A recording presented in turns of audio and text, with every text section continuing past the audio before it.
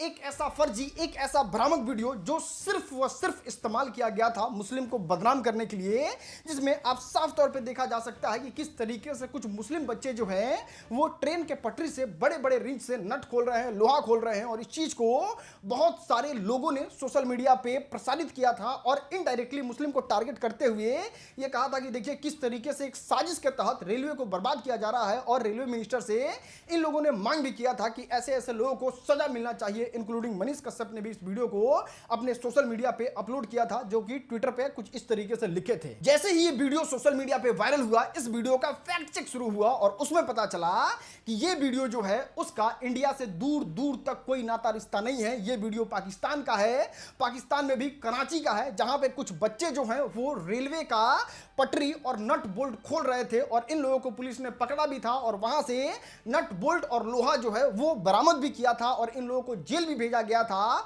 लेकिन नाबालिग होने की वजह से इन लोगों को रिहा कर दिया गया था। इनके मां बाप के सामने समझा बुझा के मां बाप ने भी माफी मांगा था और इन बच्चों ने अपना नाम भी बताया था। इन शॉर्ट इतना समझिए, ये वीडियो भ्रामक था, फर्जी था और दो समुदायों के बीच में लड़ाई लगवाने वाला था।